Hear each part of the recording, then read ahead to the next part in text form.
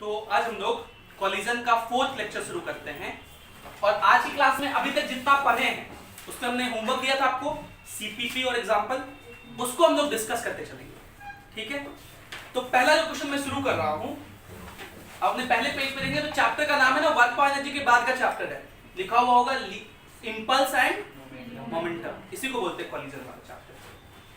तो पहले मैं बता देता हूं थोड़ा सा, मोमेंटम क्या होता है। दो तरह का होता है मोमेंटम, एक को कहते हैं लीनियर मोमेंटम, एक को कहते हैं एंगुलर मोमेंटम। अभी जो हम लोग मोमेंटम पढ़ने जा रहे हैं उसका नाम क्या है, लीनियर मोमेंटम। एंगुलर मोमेंटम तब होता है जब कोई बॉडी रोटेट करे, उसके बारे में रोटेशन में पढ़ेंगे। लीनियर मोमेंटम तब होता है जब कोई बॉडी किसी वेलोसिटी v से आगे बढ़े। तो लीनियर मोमेंटम p को डिफाइन किया जाता है mass into velocity, mass into velocity. ये तो पहला पॉइंट हो गया। दूसरा पॉइंट हम लोग लॉज ऑफ मोशन में पढ़े, ये सारी चीज हम लोग लॉज ऑफ मोशन में पढ़ चुके हैं, लॉज ऑफ मोशन में भी किए, यहां वापस से कर रहे हैं। फोर्स जो होता है वो होता है rate of change of linear momentum, dp by dt। तीसरा चीज, अगर dt को इधर भेज दो तो f dt is equals to क्या लिखेंगे, dp।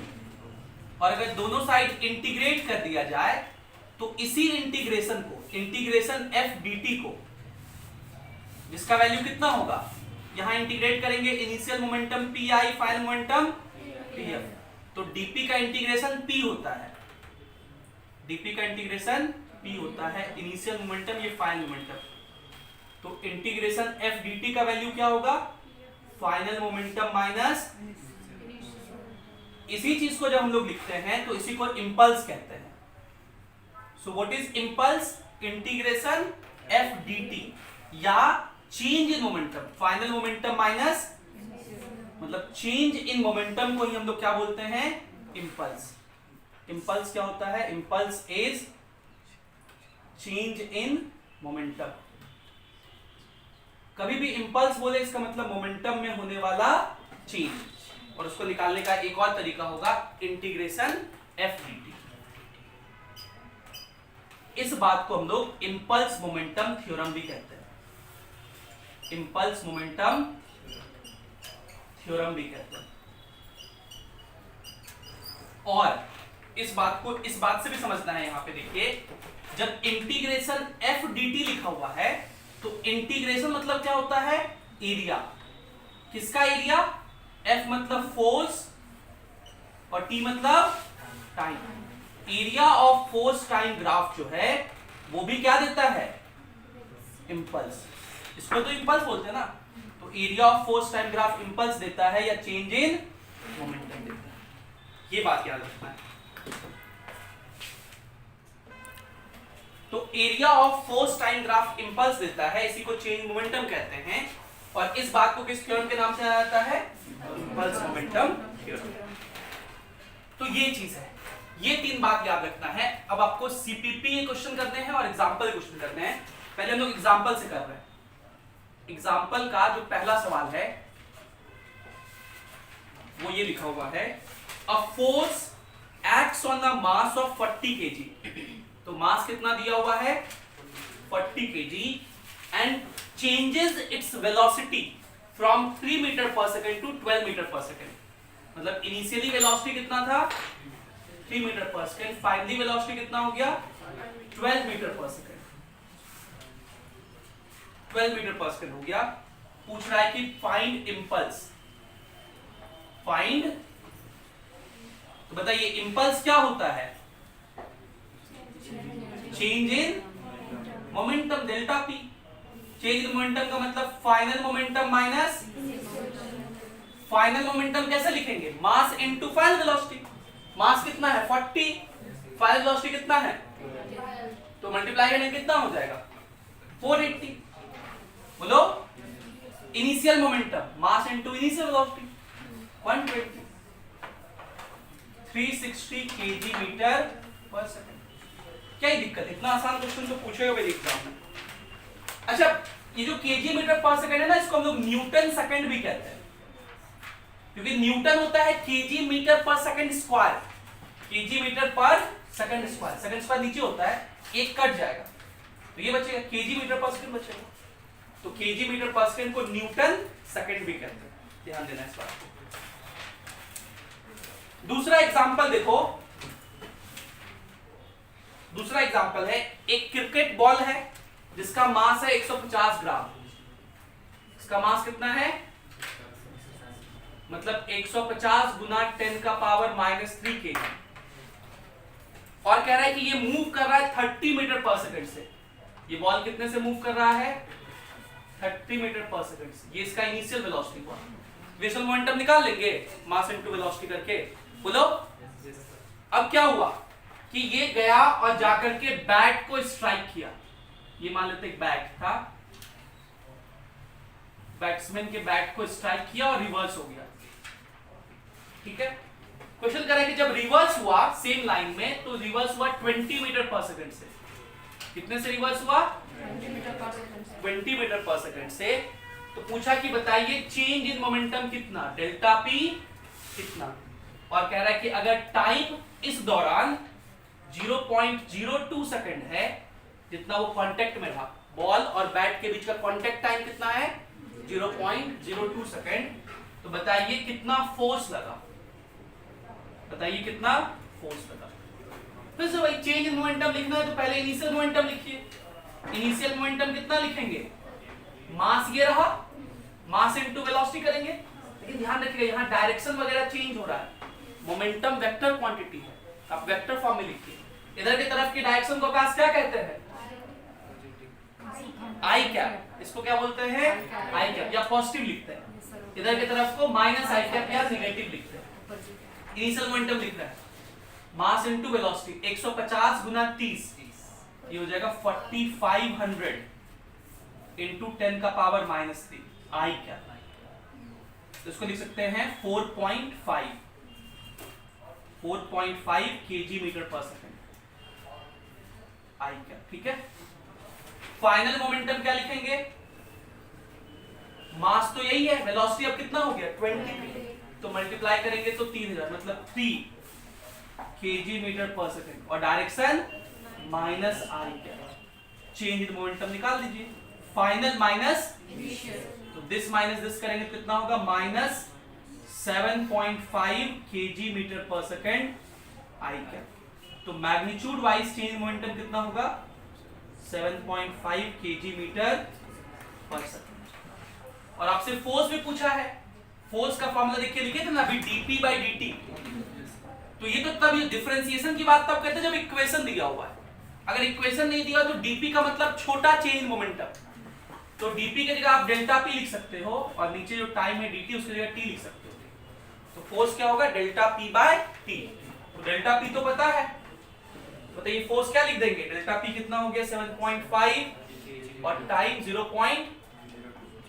पॉइंट उड़ाएंगे तो 750 ऊपर बाय 2, ये होगा ना, 1 0 नीचे 2 0 बाहर, 750 बाय 2 कितना होता है 375 न्यूटन आंसर, ठीक है। इतने आसान क्वेश्चन आते हैं, लिखिए। इसके बाद क्वेश्चन नंबर, अगला एग्जांपल बनाइए, तीसरा example.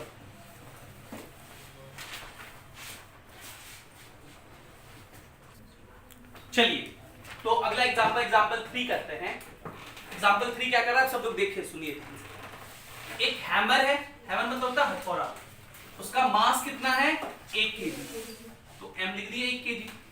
Is moving with a speed of 6 metre per second, मतलब इसका अभी इनिशियल स्पीड कितना है, तो जैसे इसका स्पीड देखिए हम लोग इसका इनिशियल मोमेंटम लिख दें, क्या लिख देते हैं मास इनटू वेलोसिटी, तो 6 केजी मीटर पर सेकंड। इसका कुछ डायरेक्शन होगा, तो मान लेते हैं इधर की तरफ डायरेक्शन इसलिए पॉजिटिव।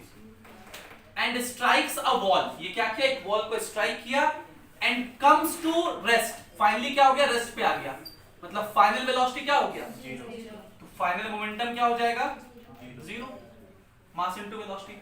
अगर कोई हमसे पूछता कि चेंज मोमेंटम, पूछा क्या हमको नहीं पता, लेकिन अगर कोई पूछता चेंज इन मोमेंटम कितना है, तो फाइनल माइनस 6 कहते हैं, मैग्नीट्यूड वाइज कितना कहते हैं 6, बोलो, ठीक है। अगर कोई हमसे पूछता कि इंपल्स कितना, तो जो चेंज इन मोमेंटम है उसे क्या बोलते हैं हम लोग, इंपल्स। अगर कोई हमसे फोर्स पूछता तो वो होता है चेंज मोमेंटम बाय टाइम। तो चेंज मोमेंटम है 6 और टाइम दिया हुआ है 0.1, तो ये होता है 60 न्यूटन। तो अब देखिए क्या क्या पूछा है। पहला पार्ट में पूछा, बताइए इंपल्स कितना है, इंपल्स ऑफ फोर्स मतलब इंपल्स कितना है, इंपल्स कितना है 6 kg metre per second answer. दूसरा पूछा है रिटार्डेशन ऑफ फोर्स मतलब रिटार्डेशन पूछा है। रिटार्डेशन क्या होता है, एक्सेलरेशन, क्योंकि वेलोसिटी घट रहा है ना तो एक्सेलरेशन नेगेटिव होगा। एक्सेलरेशन आप क्या लिखते हो v minus u by T. Acceleration क्या होता है v minus u by T. तो फाइनल वेलोसिटी तो 0 है माइनस इनिशियल वेलोसिटी कितना है 6 और टाइम कितना है 0.1, तो एक्सेलरेशन कितना होगा -60 मीटर पर सेकंड स्क्वायर। ये एक्सेलरेशन निगेटिव में आया ना इसलिए इसको रिटार्डेशन कहते हैं। लेकिन जब रिटार्डेशन बोल दिए मतलब निगेटिव बोल ही दिए हम, तो रिटार्डेशन कितना कहेंगे 60 मीटर पर सेकंड स्क्वायर। ध्यान देना है, अगर एक्सेलरेशन कहेंगे तो -60 मीटर पर सेकंड स्क्वायर कहते हैं, रिटार्डेशन बोलते हैं तो फिर माइनस नहीं बोलते, वो तो ऑलरेडी इंक्लूड हो गया। रिटार्डेशन बोल दी मतलब निगेटिव में है, ये कितना है 60। हाँ मतलब ऑप्शन देख लेना है, अगर इंपल्स सिर्फ मैग्नीट्यूड वाइज पूछा है तो सबसे यहाँ पर सब्जेक्टिव लिख लेना, जनरली मैग्नीट्यूड ही पूछता है। अगला क्या पूछा है, रिटार्डिंग फोर्स मतलब फोर्स बताए, तो ये रहा रिटार्डिंग फोर्स 60 न्यूटन। इसी तरह अगले दो सवाल बनाइए, सीपीपी क्वेश्चन नंबर 1 और सीपीपी क्वेश्चन नंबर 2।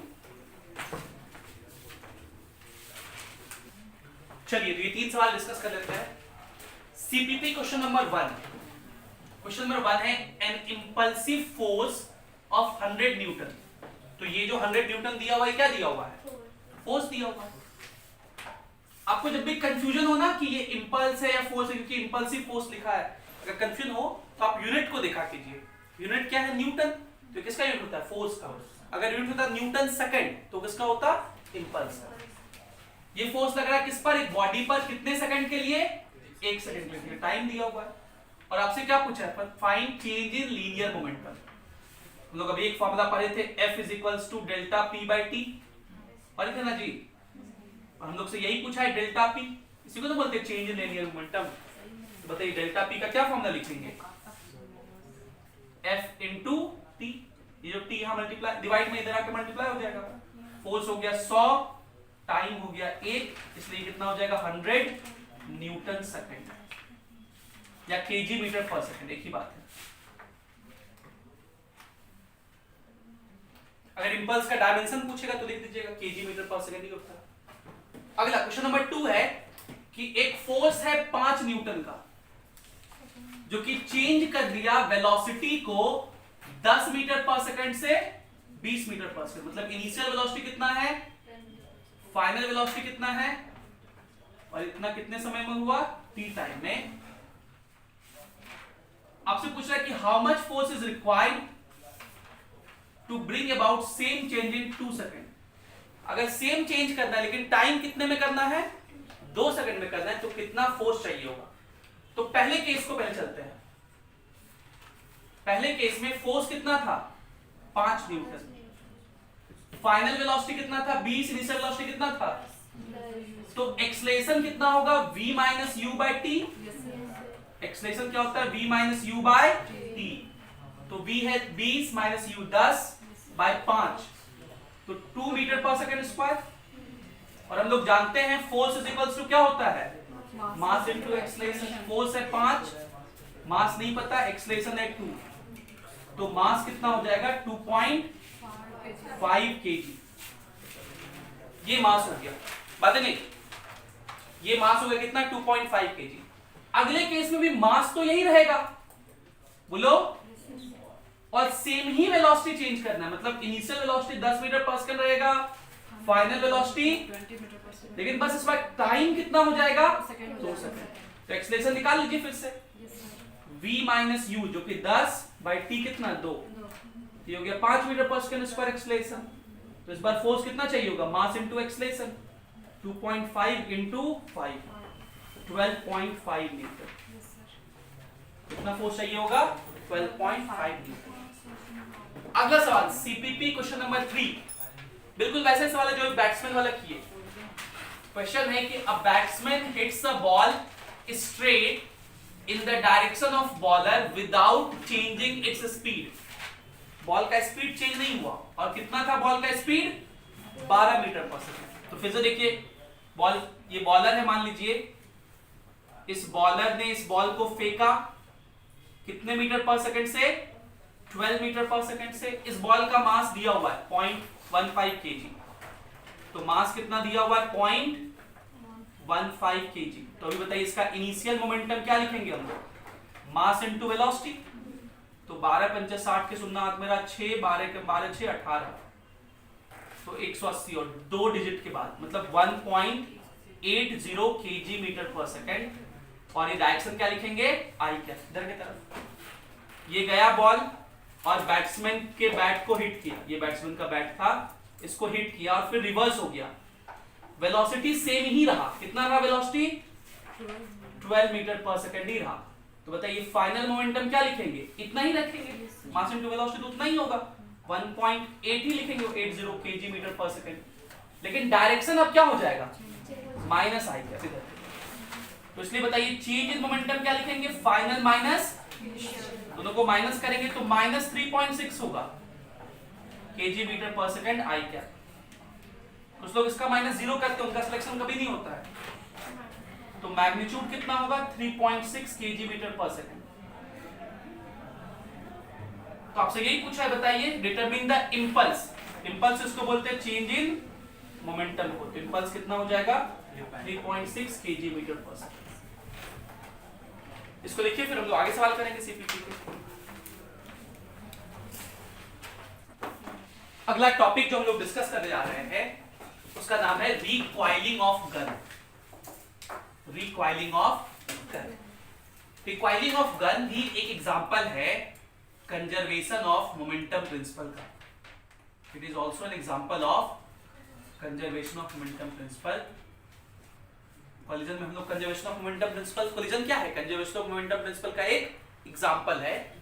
उसी तरह रिकॉइलिंग ऑफ गन भी एक एग्जांपल है। इसलिए कुछ लोग कोलिजन चैप्टर का नाम लिखते हैं कंजर्वेशन ऑफ मोमेंटम प्रिंसिपल, कहीं कहीं लिखा आता है इंपल्स एंड मोमेंटम, जैसे भी हम लोग के पैकेज में लिखा हुआ है ना, तो ऐसे ही हर जगह अलग अलग लिखा रहता है। होता क्या है रिकॉइलिंग ऑफ गन में, जरा समझने का हम लोग प्रयास करते हैं। तो गन चलाए हैं, भगवान ना करे ऐसा नौबत आए, नकली वाला चलाए, या आर्मी में चले जाओ तभी नौबत आए तो बढ़िया है, या पुलिस विभाग में चले जाओ तो।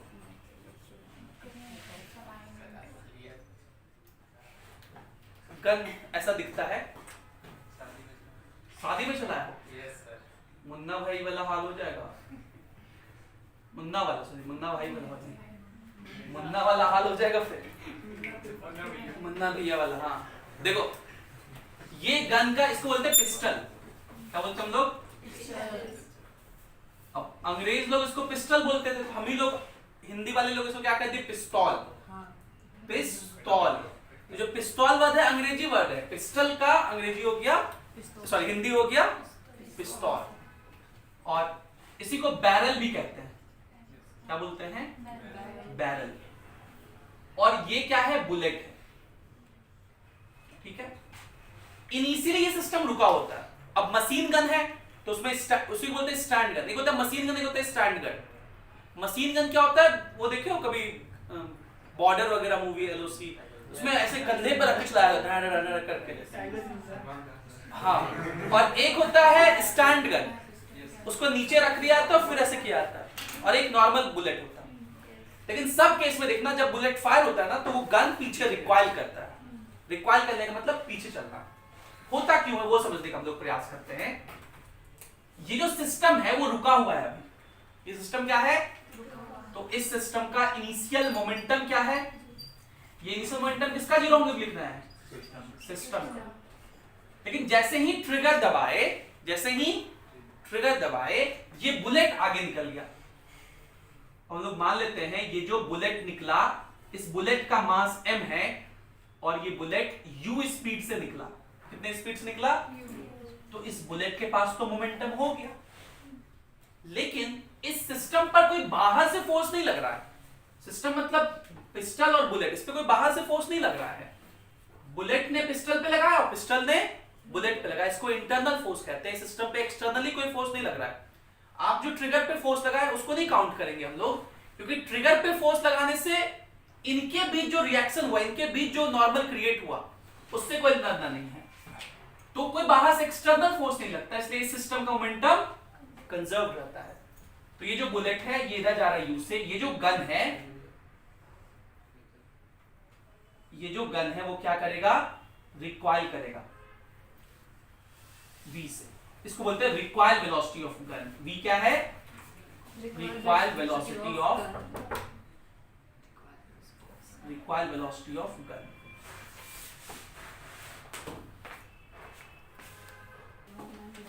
तो रिक्वाइलिंग ऑफ गन किसका एग्जांपल है, कंजर्वेशन ऑफ मोमेंटम प्रिंसिपल का। इनिशियली ये पिस्टल और बैरल रुका हुआ है, तो इस सिस्टम का इनिशियल मोमेंटम क्या है, 0। जैसे ही ट्रिगर दबाए तो ये बुलेट चलने लगा, इस बुलेट का मास स्मॉल m मान लेते हैं, तो इसके पास तो मोमेंटम हो गया, लेकिन सिस्टम का मोमेंटम 0 रहना है।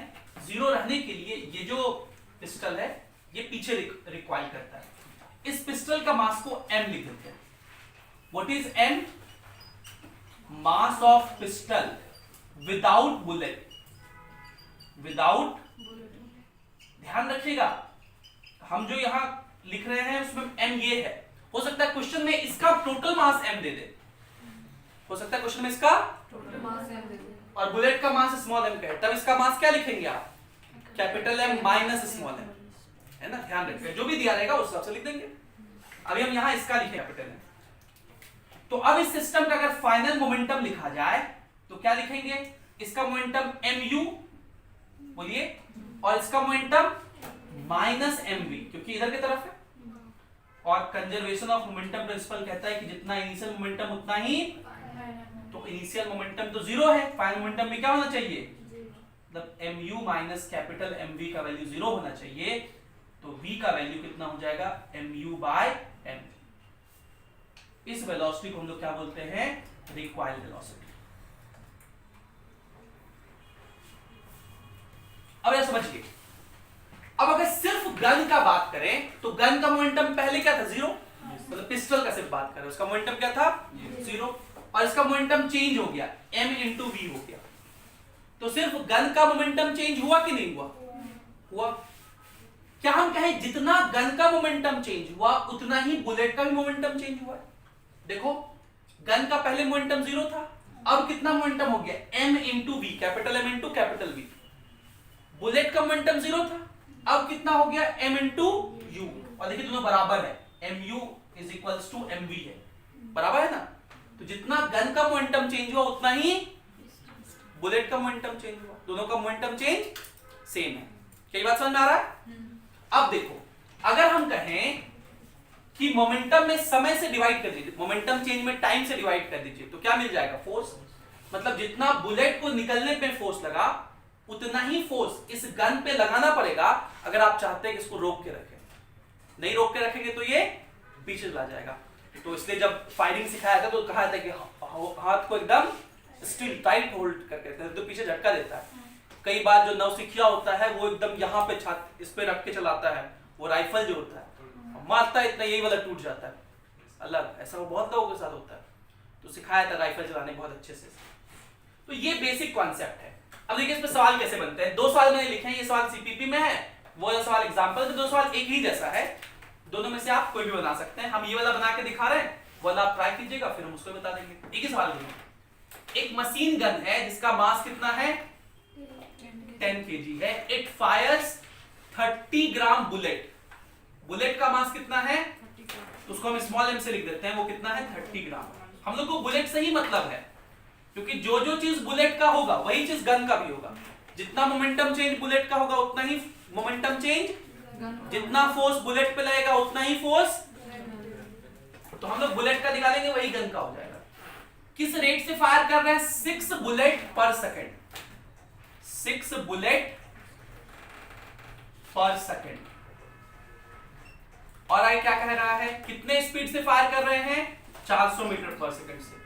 तो u का वैल्यू कितना हो गया, 400 मीटर पर सेकेंड। तो बुलेट का ये फाइनल मोमेंटम है बुलेट का, कि बुलेट पहले तो रुका हुआ था, फाइनल मोमेंटम कितना हो जाएगा, मास इनटू वेलोसिटी, क्या लिखेंगे 30 इंटू 10⁻³ पहले तो केजी में कन्वर्ट किए इंटू 400 है ना, इतना केजी मीटर पर सेकंड। और ये एक बुलेट का मोमेंटम है तो मल्टीप्लाई करेंगे तो ये 2 जीरो और ये 3 जीरो तो कट गया 4 या 12 12 केजी मीटर पर सेकंड। और इनिशियल मोमेंटम बुलेट का कितना था 0 क्योंकि वो पहले गन में था तो रुका हुआ था। तो चेंज इन मोमेंटम एक बुलेट का 1 बुलेट का कितना होगा, ये 12 माइनस ये तो 12 हो जाएगा। अब आपसे फोर्स अगर पूछा जाए कि बुलेट पर कितना फोर्स लगेगा टोटल फोर्स, तो जितना बुलेट होगा सबका मोमेंटम चेंज लिखेंगे। तो हम लोग मान लेते हैं n बुलेट्स है तो n बुलेट का मोमेंटम चेंज से मल्टीप्लाई कर देंगे। और फोर्स क्या होता है change in momentum by time. तो चेंज मोमेंटम बाय टाइम एक बुलेट पे फोर्स हुआ, n बुलेट होगा तो इसलिए n मल्टीप्लाई कर देंगे। और इस n बाय t को क्या पढ़ेंगे नंबर ऑफ बुलेट्स पर सेकंड। इसको क्या पढ़ेंगे नंबर ऑफ बुलेट्स पर सेकंड। तो ये तो दिया हुआ है नंबर ऑफ बुलेट्स पर सेकंड कितना है 6, मतलब इस n बाय t का वैल्यू दिया हुआ है 6 और मोमेंटम चेंज कितना होगा 12। तो कितना हो जाएगा 72 न्यूटन का फोर्स लगाना पड़ेगा बुलेट पे लगा 72 न्यूटन का फोर्स किसने लगाया मशीन गन ने। तो मशीन गन ने जितना बुलेट पे लगाया बुलेट ने भी मशीन गन पे उतना ही फोर्स अपोजिट में लगाया होगा। For every action there is an equivalent. तो उस गन को होल्ड करने के लिए कितना फोर्स लगाना पड़ेगा 72 newton. So must be applied to the gun to keep it in the position के लिए कितना फोर्स लगाना पड़ेगा व्हाट फोर्स। तो आंसर कितना कहेंगे 72 न्यूटन का फोर्स लगाना पड़ेगा। जितना फोर्स बुलेट पे लगा उतना ही फोर्स गन पे लगेगा। क्यों for every action there is an equivalent. Same question देखिए यहां मैंने पूछा है जो एग्जांपल में दिया हुआ है आपके पैकेज में। एक मशीन गन है उसका मास है 20 केजी, ठीक है वैसा ही सवाल है फिर से 35 बुलेट्स पर सेकंड 35 ग्राम का बुलेट फायर कर रहा है मतलब ये स्मॉल एम है और किस रेट से 400 बुलेट पर मिनट। खाली ध्यान रखिएगा पर मिनट है मतलब 60 सेकंड में 400 बुलेट। तो एक सेकंड में कितना हो जाएगा 400 बटा 60। इसको बोलेंगे बुलेट्स पर सेकंड। इसको हम लोग क्या बोलेंगे बुलेट्स पर सेकंड। खाली ये चेंज हो गया एक बात। और कितने स्पीड से 400 मीटर पर सेकंड से। यू दिया हुआ है what force must be applied फिर से वही एफ पूछा है तो निकाल लीजिए सब लोग। तो मैं उम्मीद करता हूं कि ये वाला क्वेश्चन का आंसर आप लोग को आ गया होगा। मास दिया हुआ है 35 ग्राम तो मोमेंटम चेंज डायरेक्ट लिख देते हैं आप डेल्टा एम क्या लिखेंगे मास इनटू वेलोसिटी। तो 35 इंटू 10⁻³ ये हो गया मास और वेलोसिटी कितना है 400 इतना केजी मीटर पर सेकंड। और इतना मोमेंटम चेंज होगा एक बुलेट का 1 बुलेट का। तो ये कितना हो जाएगा 2 जीरो तो इससे खत्म हो गया और 35 चौके 140 तो 14 हो जाएगा ना ये 14 केजी मीटर पर सेकंड हो जाएगा। ये एक बुलेट का हुआ कितने बुलेट पर सेकंड है इतने तो मल्टीप्लाई कर देंगे तो फोर्स आ जाएगा। तो वो हो जाएगा 1 जीरो कट गया 20/3 गुना 14 इतना न्यूटन। तो ये हो जाएगा 280/3 न्यूटन। 3 से करो तो 3 नंबर 27 93.33 न्यूटन। ये आंसर हो जाएगा। कभी कभी ना एक और टॉपिक से सवाल पूछा जाता है वो एक्सप्लोजन है। भाई गन पढ़ लिए तो बम भी पढ़ लेते हैं। तो अगला एक सवाल किससे पूछा जाता है एक्सप्लोजन से। तो जैसे मान लीजिए मैं इसको एक एग्जांपल समझाता हूं। मान लीजिए एक बॉम्ब है और इस बॉम्ब का जो मास है कुछ भी मान लेते हैं कैपिटल एम है और ये रुका हुआ था। किस पे था रुका हुआ था एट रेस्ट था। तो इस सिस्टम का इनिशियल मोमेंटम कितना था 0। अब ये बॉम्ब एक्सप्लोड किया। एक्सप्लोजन जो है वो इंटरनल फोर्सेस की वजह से होता है। एक्सप्लोजन जो है वो इंटरनल फोर्सेस की वजह से होता है इसलिए कोई बाहर का फोर्स नहीं लगता। इसलिए एक्सप्लोजन भी किसका एग्जांपल है कंजर्वेशन ऑफ मोमेंटम प्रिंसिपल का। कंजर्वेशन ऑफ मोमेंटम प्रिंसिपल का एग्जांपल है। तो जब ये बॉम्ब एक्सप्लोड हुआ तो इसका एक पीस जिसका मास m1 था वो मान लीजिए इधर चला गया u1 स्पीड से।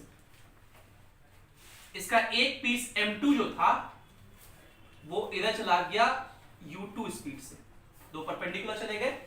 और जो तीसरा पीस बचा जिसका मास कितना लिखेंगे capital M minus m1 minus m2, वो मान लीजिए इधर चला गया v स्पीड से। तो ये v कितना होगा ये आपसे पूछा गया।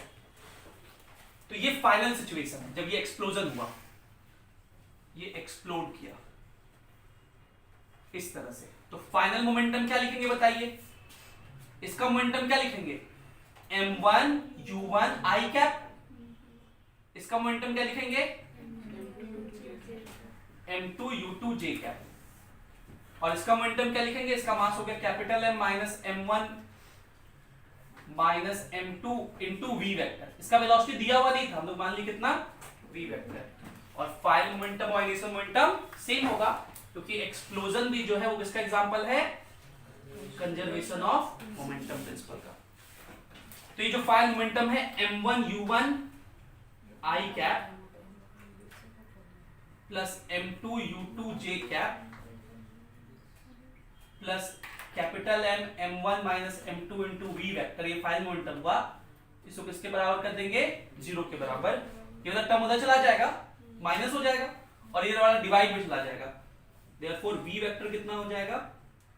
m1 u1 i cap plus m2 u2 j cap. इस होल के सामने माइनस लगा देते हैं क्योंकि माइनस में था वो, और ये capital M minus m1 minus m2। ये फॉर्मूला नहीं याद रखना, ये मैंने समझाया आपको, ये क्वेश्चन ऐसे बनता है जनरली। ठीक है, इस तरह क्वेश्चन बहुत फेमस है। एक्सप्लोजन, एक बात जो आपको याद रखना है कि एक्सप्लोजन में काइनेटिक एनर्जी इंक्रीज हो जाता है, results in increase of kinetic energy. मतलब एक्सप्लोजन में काइनेटिक एनर्जी कंजर्व्ड नहीं है, काइनेटिक एनर्जी बढ़ जाता है। तो उसमें दो बात, पहला बात कि काइनेटिक एनर्जी बढ़ रहा है सर प्रूफ करके दिखाइए। ये तो रुका हुआ था बॉम्ब पहले, तो उसका काइनेटिक एनर्जी क्या था? 0। लेकिन अब देखो एक एक पीस का काइनेटिक एनर्जी होगा, और काइनेटिक एनर्जी तो स्केलर क्वांटिटी है, थोड़ी कैंसिल आउट करेगा, तो काइनेटिक एनर्जी बढ़ा। तो दूसरा सवाल, काइनेटिक एनर्जी क्यों बढ़ा सर, कहां से एनर्जी आया? तो बॉम्ब का जो केमिकल एनर्जी होता है वो किसमें कन्वर्ट होता है? Kinetic energy. तो याद रखना है, ये बहुत इंपॉर्टेंट पॉइंट है कि इसमें kinetic energy does not remains conserve. Kinetic energy does not remain जब भी एक्सप्लोजन होगा। एक्सप्लोजन का मतलब कोई भी ऐसा इवेंट जिसमें दो चीज, एक किसी चीज से दो चीज बन रहा है, 2 या 3 पीसेस बन रहे हैं, तो इसमें काइनेटिक एनर्जी कंजर्व्ड नहीं रहता है। इस बात का ध्यान रखना आपको। वैसे इस पे एक सवाल मैंने यहां पूछा है, ये आपके एग्जांपल में है कि एक 40 kg का सेल है, सेल मतलब बॉम्ब टाइप का ही होता है, is flying eight A speed of 72 kilometre per hour. तो ये इस तरह से एक सेल था 40 kg का, और ये यहां रुका हुआ नहीं है, ये क्या कर रहा है? चल रहा है। कितने से? 72 किलोमीटर पर आवर। बताइए कितना metre per second? 20 metre per second. कितना मीटर पर सेकेंड? 5/18 से मल्टीप्लाई कर दीजिए। अब कह रहा है इसका एक्सप्लोजन हो गया, तो अभी यहां एक्सप्लोजन से पहले इसका मोमेंटम था, यहां इनिशियल मोमेंटम है, यहां बॉम्ब था वो रुका हुआ था, तो इनिशियल मोमेंटम 0 का है। यहां इनिशियल मोमेंटम है कितना? 40 × 20, तो 800 kg metre per second I cap, इतना है मोमेंटम इसके पास। अब ये एक्सप्लोड कर गया, एक्सप्लोड करेगा मतलब कंजर्वेशन ऑफ मोमेंटम प्रिंसिपल का सवाल हो गया। ठीक है, कैसे एक्सप्लोड किया? तो 2 पीस में एक्सप्लोड किया। 1 piece of mass 15 kg stops, तो उसका 2 पीस बना। एक पीस जो 15 kg का बना वो तो यहीं रुक गया। तो अब जब फाइनल मोमेंटम लिखेंगे तो इसका मोमेंटम क्या लिखेंगे? और दूसरा जो पीस है उसका स्पीड बताइए। ये जो दूसरा पीस है ये किधर गया मुझे नहीं पता, इसका मास कितना होगा? 25 kg। बोलो, मास तो कंजर्व रखना ना, 40 का एक पार्ट 15 है, दूसरा पार्ट 25 होगा। इसका वेलोसिटी किधर भी हो सकता है, आप v वेक्टर मान लीजिए। इसका वेलोसिटी क्या मान लीजिए? तो इसका फाइनल मोमेंटम क्या होगा? 25 × v वेक्टर। ये हो गया फाइनल मोमेंटम और वो कितने के बराबर होगा इनिशियल मोमेंटम के, तो 800 आई कैप। तो ये 25 से यहां घटा, वी वेक्टर कितना होगा 25 से डिवाइड करोगे 800 कितना बार में, 4 बार में 100 होता है, 32 बार में 32 मीटर पर सेकंड आई कैप। और आई कैप का मतलब कि आई कैप वही था जिधर वो सेल जा रहा था, मतलब जिधर जा रहा था ये वाला पीस उधर ही जाएगा, इधर ही जाते रहेगा, लेकिन कितने से जाएगा 32, इससे ज्यादा स्पीड से आएगा। ये स्पीड हुआ 32 मीटर पर सेकंड आंसर।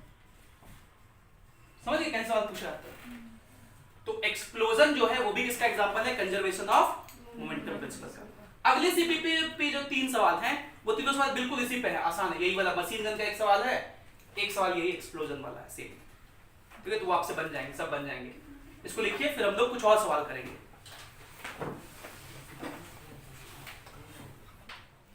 चलिए अब हम लोग कॉलिजन पे जो सवाल डिस्कस करें तो उसको वापस आते हैं। बीच में हम वो 2 टॉपिक इसलिए करा दिए कि एक्चुअली इस चैप्टर को कहीं कहीं कॉलिजन दिखा रहता है, तो कॉलिजन का मतलब सिर्फ कॉलिजन नहीं पढ़ना है इसमें, इसलिए कहीं कहीं चैप्टर का नाम क्या लिखा रहता है, कंजर्वेशन ऑफ मोमेंटम प्रिंसिपल, क्योंकि उसके कुछ और एग्जांपल पढ़ने, जैसे एक्सप्लोजन पढ़े, रिक्वायरिंग ऑफ गन पढ़े, ऐसे ही एग्जांपल हम लोग पढ़ेंगे रॉकेट प्रोपल्सन, वो भी इसी का एग्जांपल है, ठीक है। तो रॉकेट प्रोपल्सन ये सब इसलिए हम लोग साथ में पढ़ लेते हैं। कुछ लोग कॉलिजन बोलते हैं, मैं कॉलिजन बोलता हूं, कुछ लोग कंजर्वेशन ऑफ मोमेंटम प्रिंसिपल बोलते हैं, दोनों ठीक है।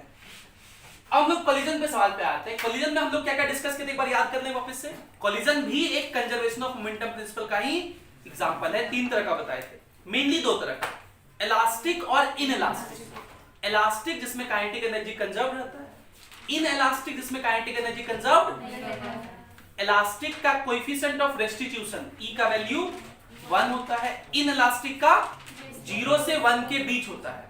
लेकिन अगर 0 हो गया तो उसको परफेक्टली इनइलास्टिक कहते हैं, जो कि हम लोग नहीं पढ़े हैं, उसके बारे में डिटेल में पढ़ेंगे, उसके बाद उसका डेरिवेशन करेंगे अगले क्लास में। उसमें बॉडी चिपक के साथ साथ चलते हैं। तो हम लोग इलास्टिक का स्पेशल केस कुछ डिस्कस किए थे, उसका डेरिवेशन किए थे, और इनइलास्टिक के बारे में थोड़ा सा बताए थे। एक केस डिस्कस किए थे, वो वॉल्स फ्लोर से इनइलास्टिक कोलिजन जो कर रहा था, तो हाइट धीरे धीरे घटते जा रहा था, इनफाइनाइट टाइम बाद वो रुक गया। पहले इंपैक्ट के बाद कितना ऊपर जाएगा, दूसरे इंपैक्ट के बाद कितना ऊपर जाएगा, ये सब हम लोग पिछले क्लास में डिस्कस किए थे। आज हम लोग उसका दूसरा एक क्वेश्चन कर रहे हैं कि अगर कुछ और बात कर दे तब कैसे करेंगे। तो देखिए, जैसे पहला सवाल जो है वो देखिए क्या है। एक बॉडी है, उसका मास है 5 केजी। एक बॉडी, उसका मास कितना है, और वो मूव कर रहा है स्मूथ सरफेस पे 10 मीटर पर सेकंड से, और वो कोलाइड करता है किससे, एक बी से, जिसका मास कितना है, जो कि ऑपोजिट डायरेक्शन में मूव कर रहा है 2 मीटर पर सेकंड से। समझिएगा मीनिंग इसका। तो हम लोग 2 डायग्राम बनाते हैं ना, एक डायग्राम क्या बनाते हैं कोलिजन में, बिफोर कोलिजन का डायग्राम।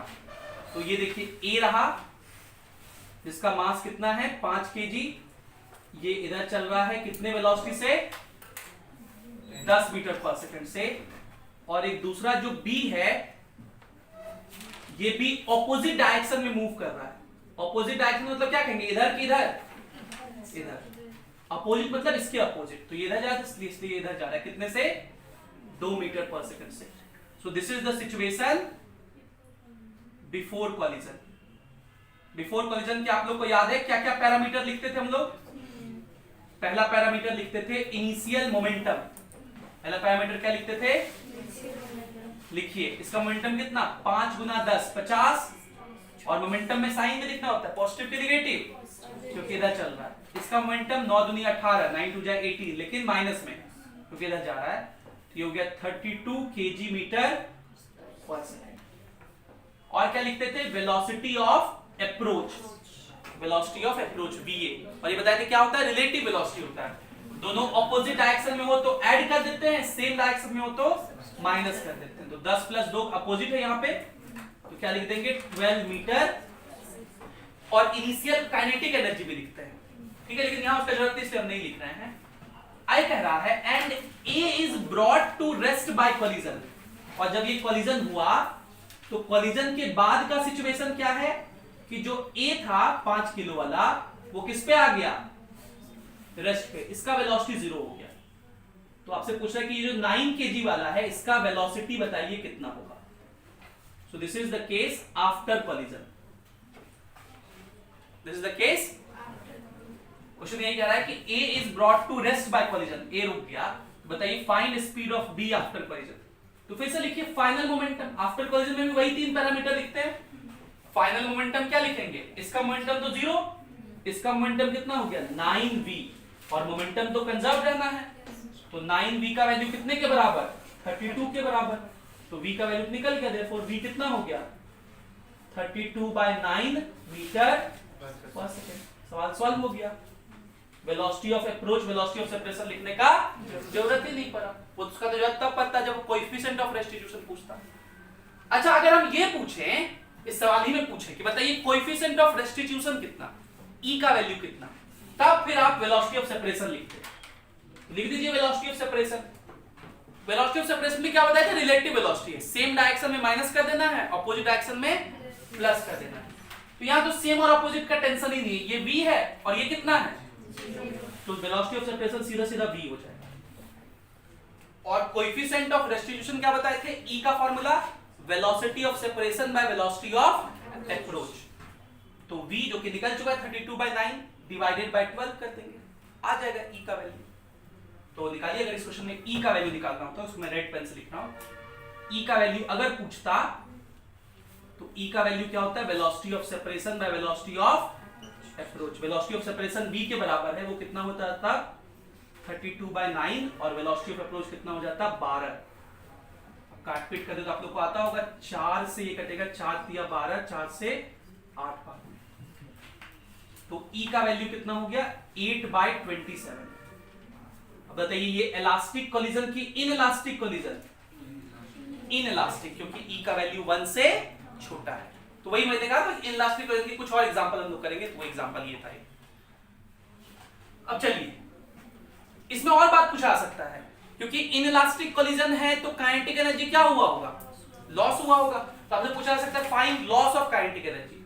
हम लोग यहाँ इनिशियल काइनेटिक एनर्जी लिखते, यहाँ फाइनल काइनेटिक एनर्जी लिखते, दोनों को माइनस कर देते, काइनेटिक एनर्जी लिखने आता है हाफ mv स्क्वायर करके। ठीक है, एक सवाल और देखिए, ये आपके एग्जांपल में है। क्वेश्चन है कि एक 5 kg का ऑब्जेक्ट है, मूव कर रहा है 10 मीटर पर सेकंड से फ्रॉम लेफ्ट, फ्रॉम लेफ्ट मतलब लेफ्ट से, इधर से ऐसे जा रहा है। मतलब अगर इसका हम लोग डायग्राम बनाएंगे तो ऐसा डायग्राम बनाएंगे कि ये एक 5 kg का ऑब्जेक्ट है और ये इधर जा रहा है, कितने से, लेफ्ट से जा रहा है, लेफ्ट के तरफ नहीं जा रहा है, लेफ्ट से जा रहा है, इधर जा रहा है 10 मीटर पर सेकंड से। Collides with another body of 2 kg moving in same direction. एक दूसरा बॉडी था कितने का 2 kg का, जो कि सेम ही डायरेक्शन में चल रहा था, और कितने से 5 मीटर पर सेकंड से। ठीक है, so this is the case before की आफ्टर, क्या लेफ्ट से, लेफ्ट के तरफ नहीं, समझिए, लेफ्ट के तरफ मतलब इधर कहते हैं, लेफ्ट से चल रहा है मतलब यहां से चलना शुरू किया, लेफ्ट के तरफ नहीं। तो ये केस किसका है, बिफोर कोलिजन का। बिफोर कोलिजन बताइए क्या क्या पैरामीटर लिखते हैं, इनिशियल मोमेंटम लिखिए, तो इसका मोमेंटम कितना 5-50, और पॉजिटिव इधर की तरफ है, ये 5-10 सेमी डायरेक्शन में, इसलिए 60 kg मीटर पर सेकंड, ये क्या हो गया इनिशियल मोमेंटम। आगे चलिए, if after the impact the 2 kg mass has velocity 12 meter per second in same direction। अब कोलिजन के बाद क्या हुआ, कोलिजन के बाद हुआ कि ये जो 2 kg मास था, ये वाला, ये जो 2 kg मास था, इसका वेलोसिटी इधर ही की तरफ कितना हो गया 12 मीटर पर सेकंड। तो अगर मैं पूछता कि इस 5 kg का वेलोसिटी कितना होगा, मान लेते हैं इधर ही की तरफ कितना होगा, निकालिए, तो निकाल नहीं सकते हैं, निकाल सकते हैं। इसका फाइनल मोमेंटम फिर से लिखेंगे हम लोग, फाइनल मोमेंटम क्या लिखेंगे 5v बोलो, और प्लस क्योंकि हम लोग इधर माने हैं, प्लस इसका मोमेंटम 24 प्लस क्योंकि इधर माने हैं, और फाइनल मोमेंटम इनिशियल के बराबर होगा, तो कितना हो गया 60। तो 5v = 24 उधर जाके माइनस हो जाएगा, तो कितना हो जाएगा 36। तो v का वैल्यू कितना हो गया 36/5 मीटर पर सेकंड, ये फाइनल वेलोसिटी हो गया। आपसे क्या पूछा है, फाइंड कोएफिशिएंट ऑफ रेस्टिट्यूशन, मतलब ई पूछा है। तो ई क्या होता है, velocity of separation by velocity of, पहले वेलोसिटी ऑफ अप्रोच यहां लिख लीजिए, velocity of approach before collision में लिखते हैं। और क्या बताए थे, वेलोसिटी ऑफ अप्रोच क्या है, रिलेटिव वेलोसिटी। ऑपोजिट डायरेक्शन में ऐड होता है, सेम डायरेक्शन में, ये सेम डायरेक्शन में क्या अपोजिट, तो माइनस करेंगे। और किसमें किसको माइनस करेंगे, बड़ा वाला माइनस छोटा वाला, 10 - 5 कितना हो जाएगा। और वेलोसिटी ऑफ सेपरेशन यहां पे लिखेंगे, फिर से सेम डायरेक्शन में है तो माइनस करेंगे, बड़ा वाला माइनस छोटा वाला। ये 12 है और ये कितना है 36/5, तो सॉल्व करके लिख रहे कितना हो जाएगा 7.5 की 2 7.2 मीटर पर सेकंड, मतलब ये छोटा है तो बड़ा माइनस छोटा। 12 - 7.2 4.8 कितना होगा, ये हो गया velocity of separation by velocity of approach कितना है 5। तो पॉइंट उड़ाएंगे तो 50 नीचे और कितने से कटेगा, 2 से कट जाएगा तो 24/25। ई का वैल्यू कितना हो जाएगा 24/25 या 0.96। ई का वैल्यू कितना हो जाएगा 0.96। एक क्वेश्चन आपके सीपीपी पे और था, जो हम लोग इलास्टिक कोलिजन का एक स्पेशल केस किए थे ना, उसके ऊपर है। तो ये किसके ऊपर सवाल है, स्पेशल केस ऑफ, देखिए आप लोग को याद है कि नहीं, उसके ऊपर सवाल है। कह रहा है क्वेश्चन कि एक बॉल है वो मूव कर रहा है 2 मीटर पर सेकंड से towards a heavy wall, ball moving towards heavy wall. ये 2 मीटर पर सेकंड चल रहा है और ये वो वॉल है, वॉल को हम लोग ऐसे दिखाते थे, याद करो। और ये बॉल भी उसी की तरफ चल रहा है, towards it with 1 metre per second. कितने से चल रहा है, so this was the case before collision. तो आपसे पूछा बताइए आफ्टर कॉलिजन ये बॉल तो सेम ही चलता रहेगा, कोई चेंज नहीं। ये बॉल क्या हो जाता है, रिवर्स हो जाता है। इधर कितने वेलोसिटी से रिवर्स होता है, तो इसका एक तरीका हम डायरेक्ट याद रखने बताए थे, कितने से रिवर्स होता है, वेलोसिटी चेंज नहीं होता है, मतलब चलता हुआ। ये अगर बॉल चलता हुआ नहीं, हम बता देखो क्या बताए थे, खुद का वेलोसिटी तो लेके आता ही है, तो हो गया 2, और वॉल से दुगुना लेके आता है, वॉल का 1 था उसका दुगुना 2 हो जाएगा, 2 + 2 4 मीटर पर सेकंड से आएगा। तो v कितना हो जाएगा 4 मीटर पर सेकंड। एक तरीका तो ये है डायरेक्ट निकालने का, वो हम तरीका से यहां लिख देते हैं, v कितना हो गया 4 मीटर पर सेकंड, जो आपको बताए थे। क्या बताया, मैं फिर से बता रहा हूं, खुद का वेलोसिटी तो लेके आता ही है, प्लस वॉल से दुगुना लेके आता है। और अगर ये नहीं याद है तो आपको पता ही है कि इलास्टिक कोलिजन में क्या सीखे थे हम लोग, velocity of approach velocity of separation के बराबर होता है, वेलोसिटी ऑफ अप्रोच और वेलोसिटी ऑफ सेपरेशन बराबर होता है। यहां वेलोसिटी ऑफ अप्रोच लिख लीजिए, दोनों अपोजिट डायरेक्शन में है ना, तो ऐड होगा तो 3 मीटर पर सेकंड। और यहां वेलोसिटी ऑफ सेपरेशन लिखिए, दोनों सेम डायरेक्शन में है तो माइनस करेंगे v - 1, और velocity of separation velocity of approach 3 के बराबर कर देंगे तो v कितना हो जाएगा 4 मीटर पर सेकंड। तो किसी भी तरह से आप आंसर निकाल सकते थे। एक सवाल हम लोग और करेंगे इन इलास्टिक कोलिजन के ऊपर, एक अच्छा सवाल, और फिर हम लोग इन इलास्टिक कोलिजन की बातें भी समाप्त हो जाएगी। फिर हम लोग अगली क्लास में परफेक्टली इलास्टिक करेंगे। इसको लिखिए, फिर एक सवाल और करा के छोड़ देंगे आज। तो जल्दी से 2-3 सवाल कर लें। पहला सवाल है कि एक बॉल है, उसका मास है m और वो मूव कर रहा है स्पीड v से। तो हम लोग बना लेते हैं इस तरह से डायग्राम। एक बॉल है, उसका मास कितना है m और वो कितने से चल रहा है v से। Makes head on collision. अभी जो हम लोग कोलिजन पढ़ रहे हैं वो क्या है, head on collision. Head on collision में लाइन सेम ही रहता है, ये इधर से आया ये इधर से आया, तो ये लाइन जो है सेम ही है, कोलिजन के बाद का भी लाइन सेम ही है। हम लोग आगे पढ़ेंगे ऑब्लिक कोलिजन, वहां पे ये इधर से आएगा ये इधर से आएगा, टकराने के बाद ये इधर चला जाएगा ये इधर चला जाएगा, लाइन चेंज हो जाता है वेलोसिटी का, वो पढ़ेंगे आगे। हेड ऑन कोलिजन किया किसके साथ, आइडेंटिकल बॉल के साथ। आइडेंटिकल बॉल का मतलब उसका भी मास कितना लिखेंगे m, और वो रेस्ट पे था, मतलब इसका वेलोसिटी क्या लिखेंगे 0। अब कह रहा है the kinetic energy of balls after collision, मतलब ये जो सेकंड डायग्राम होगा आफ्टर कोलिजन, हम लोग मान लेते हैं कि ये वाला इधर जाने लगेगा v1 से और ये वाला इधर जाने लगेगा V2 से। देखो इसमें एक गलती होता है, ये केस देख के बच्चों को याद है, सर ऐसे तो बताए थे आप कि एक रुका हुआ है एक चल रहा है आइडेंटिकल, तो ये जाके टकराएगा, ये वाला रुक जाएगा, मतलब ये वाला रुक जाएगा, अपना सारा वेलोसिटी को ले लेगा। ऐसा कब होता था? जब इलास्टिक कोलिजन है। लेकिन यहाँ पे क्वेश्चन आगे लिखा है कि the kinetic energy of balls after collision, मतलब इस केस का जो काइनेटिक एनर्जी है, फाइनल काइनेटिक एनर्जी, वो क्या है? 3/4 ऑफ ओरिजिनल है। इसका मतलब काइनेटिक एनर्जी कंजर्व्ड नहीं है। इसका मतलब ये इलास्टिक नहीं, कौन सा कोलिजन है? इन इलास्टिक कोलिजन है। तो आपसे पूछा बताइए कोएफिशिएंट ऑफ रेस्टिट्यूशन E का वैल्यू कितना होगा? तो निकालते हैं। देखिए ये बिफोर कोलिजन के ऐसे, ये आफ्टर का है। इसमें लिखिए हम लोग इनिशियल मोमेंटम पहले लिखेंगे। क्या लिखेंगे इनिशियल मोमेंटम? mv। बोलो। वेलोसिटी ऑफ अप्रोच लिखेंगे, वो कितना होगा? v। और क्या लिखेंगे? इनिशियल काइनेटिक एनर्जी, वो कितना होगा? Half mv²। अब यहां चलिए, यहां पे सबसे पहले हम लोग लिखेंगे वेलोसिटी ऑफ सेपरेशन, वो कितना होगा? v1 प्लस, क्योंकि दोनों अपोजिट डायरेक्शन में, इसलिए वेलोसिटी ऑफ सेपरेशन ये होगा। इस केस का फाइनल मोमेंटम, इसका क्या लिखेंगे? -mv1। देखिएगा ध्यान से, क्या लिखेंगे इसका? -mv1। इसका क्या लिखेंगे? प्लस, और ये तो इनिशियल मोमेंटम के बराबर होगा जो कितना है? mv। बोलो। तो m सब जगह से कट जाएगा, यहां क्या बचेगा? v2 v1। ये v2 पहले लिख दिए, v1 बाद में लिख दिए, इज इक्वल्स टू v। ये हम लोग का पहला इक्वेशन हो गया, ये हम लोग का पहला इक्वेशन हो गया। क्या कोई दिक्कत इसमें? ये पहला इक्वेशन जो लिखे हैं। दूसरा इक्वेशन लिखेंगे ये वाला, final kinetic energy. Final kinetic energy क्या लिखोगे? इसका काइनेटिक एनर्जी हाफ mv1², इसका kinetic energy half m,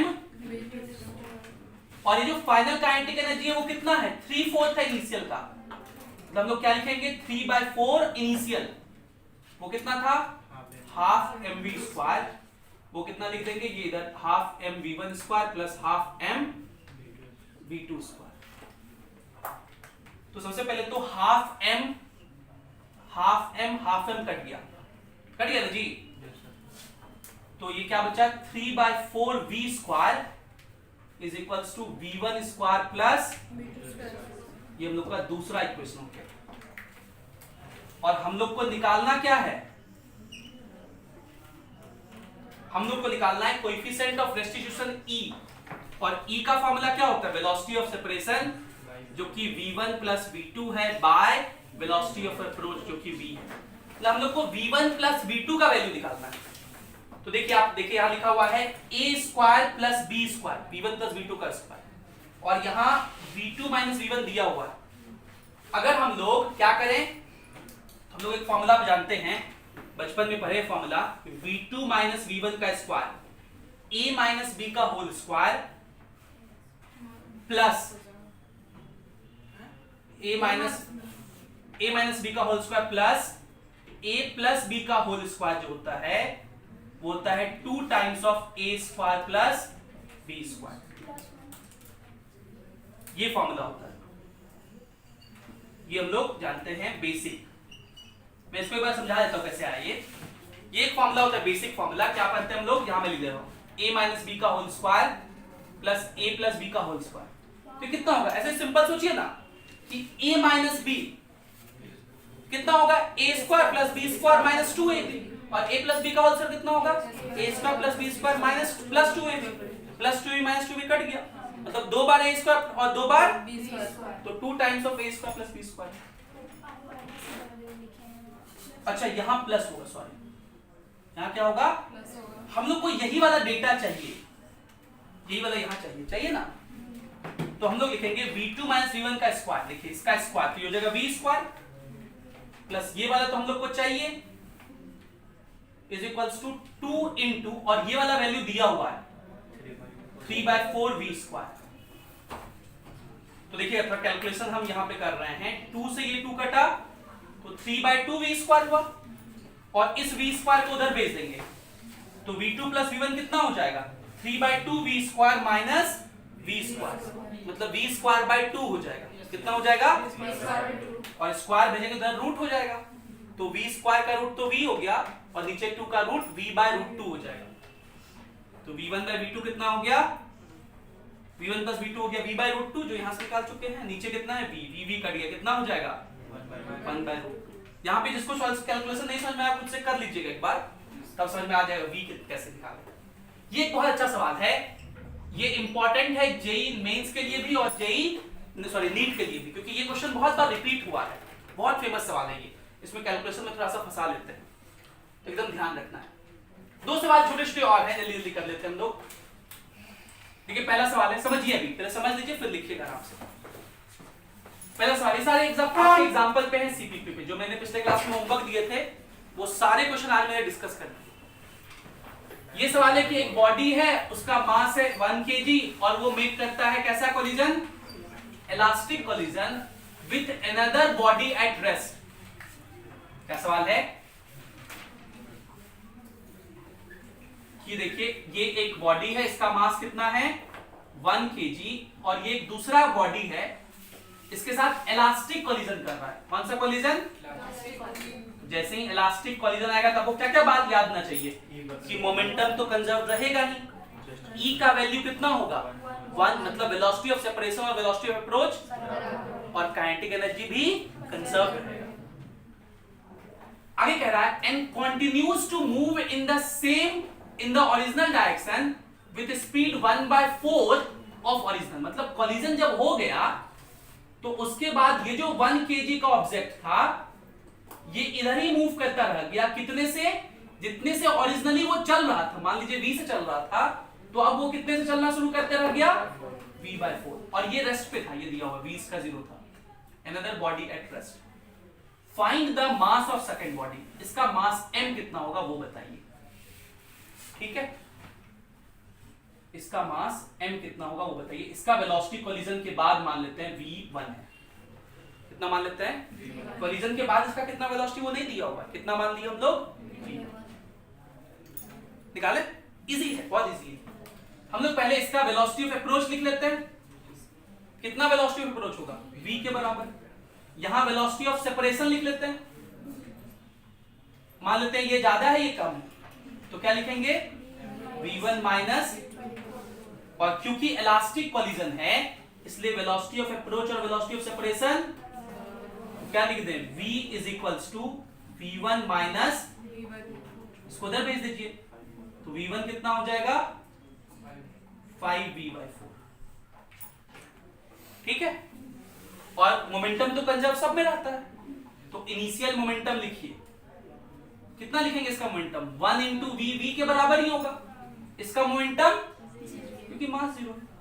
final momentum लिखिए, इसका मोमेंटम v/4, इसका मोमेंटम mv1, और इधर की तरफ है पॉजिटिव, ये भी है पॉजिटिव, और फाइनल मोमेंटम इनिशियल मोमेंटम के बराबर होगा, v के बराबर कर दीजिए, तो v/4 उधर चला जाएगा, तो mv1 कितना हो गया? v माइनस v/4 कितना हो जाएगा? 3v/4। m तो हम लोग को निकालना है और v1 निकाल चुके, कितना? Is equals to 3v/4। तो v/4 से v/4 कटा, ये 5 इधर डिवाइड में जाएगा, और 3/5 कितना होगा? 0.6 kg। 3/5 कितना हो जाएगा? 0.6। एक सवाल और आखिरी कर लेते हैं, तब कोलिजन के ऊपर आपका कॉन्फिडेंस बहुत ज्यादा होगा। आज हम जान करके बहुत सारा सवाल कराए कि अब कोलिजन का सवाल देख के आपको डरना नहीं लगे कि नहीं सब सवाल में क्या करना है? मोमेंटम कंजर्वेशन तो करना ही है, एनएलआर लिखना है, न्यूटन्स लॉ ऑफ रेस्टिट्यूशन जिसको बोलते हैं, और बढ़िया से अगर लिख दिया तो सब क्वेश्चन आपको बनेगा। खाली आप लिखना सीखें। होता क्या है बच्चों का, वो पेन चलाते ही नहीं है, बिना पेन चलाए नहीं होगा आकाश, पेन चलाना पड़ेगा। देखिए अगला सवाल करते हैं। एक स्फेयर है, उसका मास है capital M, moving with U hits another stationary sphere of same mass small m। Same mass small m का है लिखे हैं।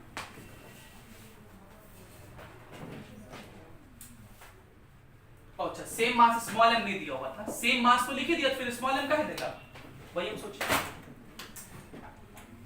मतलब क्वेश्चन क्या है कि एक ये स्फेयर है, इसका मास कितना है m, और ये कितने से चल रहा है? u से। ये एक दूसरे स्फेयर से टकराता है जो कि स्टेशनरी है, स्टेशनरी मतलब रुका हुआ है, और इसका भी मास कितना है m। तो जैसे ही इतना लिखे तो इनिशियल सिचुएशन दिया हुआ है, तो इस सिस्टम का इनिशियल मोमेंटम लिख लो। कितना होगा इसका इनिशियल मोमेंटम mu, और वेलोसिटी ऑफ अप्रोच कितना होगा u। If e is the coefficient of restitution, e क्या है, तो आपसे कह रहा है find the ratio of velocity of spheres just after the collision. Collision के बाद मान लिया ये इधर जाएगा v2 से और ये वाला भी इधर ही जाएगा v1 से, मान लिया कि वो इधर जाएगा v2 से, इधर जाएगा तो बताइए इनके वेलोसिटीज का रेशियो, ठीक है। और वेलोसिटीज का जब भी रेशियो पूछता है मतलब फर्स्ट बाय सेकंड होता है, मतलब जिसका चर्चा पहले किया था बाय दूसरा, मतलब क्या लिखेंगे v1 बाय v2 हम लोग से पूछा। तो फिर से यहां लिखिए, यहां पे क्या लिखेंगे बताइए हम लोग, वेलोसिटी ऑफ सेपरेशन लिखेंगे ना। क्या लिखेंगे वेलोसिटी ऑफ सेपरेशन बताइए, हाँ v2 माइनस v1 भी लिख सकते हैं, v1 माइनस, ये जानते हुए कि कौन ज्यादा है कौन छोटा है, यहां तो वेरिएबल है, क्या लिखने का माने, मान लो v1 माइनस v2 लिखते हैं, और वेलोसिटी ऑफ सेपरेशन ये हो गया। हम लोग जानते हैं कि कोएफिशिएंट ऑफ रेस्टिट्यूशन क्या होता है, velocity of separation v1 minus v2 by u, velocity of approach u, ठीक। एक तो ये इक्वेशन बनेगा हम लोग का। दूसरा मोमेंटम कंजर्वेशन का बनेगा। फाइनल मोमेंटम हम यहां लिख रहे हैं, फाइनल मोमेंटम क्या लिखेंगे, इसका मोमेंटम mv1, इसका मोमेंटम दोनों सेम ही है, मैं तो डायरेक्ट mv1 प्लस v2 लिख दें, और फाइनल मोमेंटम तो इनिशियल मोमेंटम के बराबर होगा, तो mu, m कटा, तो v1 प्लस v2 का वैल्यू कितना हो गया u के बराबर, और v1 माइनस v2 कितना हो जाएगा eu के बराबर, कितना हो जाएगा। अगर दोनों को हम लोग ऐड कर दें, दोनों को, तो v2 कट जाएगा, v1 प्लस v1 2v1, बोलो, तो 2v1 इज इक्वल्स टू कितना हो जाएगा u plus eu, u plus, ये किसका वैल्यू है 2v1 का, तो v1 का वैल्यू कितना हो जाएगा u प्लस eu बाय 2, ये किसका वैल्यू हो गया। इसी तरह v2 कैसे निकालेंगे, इसमें इसको माइनस कर देंगे, तो v1 में से v1 माइनस में खत्म, यहां लिखा हुआ है v2 minus minus v2, 2v2 हो जाएगा, और इधर क्या होगा u माइनस eu बाय 2, ठीक है। अब देखिए इसमें से u कॉमन लेंगे तो u बाय 2, और यहां भी u कॉमन लेंगे तो u बाय, निपट गया, बचा क्या 1 plus e by 1 minus e, ये हम लोग का आंसर हो जाएगा, ठीक है। जिसको कैलकुलेशन में लगे ना तो कैलकुलेशन आप आराम से कीजिएगा। हम जब कैलकुलेशन करते हैं तो हम अपने लेवल से करते हैं, मेरा लेवल और आपका कैलकुलेशन का लेवल में हो सकता है थोड़ा फर्क हो, तो आप खुद से कैलकुलेशन अच्छे से किया कीजिएगा। और आज की इस चर्चा से मुझे लगता है कि अब आपको कोलिजन में कॉन्फिडेंस आना चाहिए। अब कोलिजन कॉन्सेप्ट में खासकर नीट और जेईई मेंस में इतना क्वेश्चन कर लिए ना, तो आप बहुत अच्छे से नीट और जेईई मेंस से क्वेश्चन करके आएंगे। Thank you for being with us, have a great day.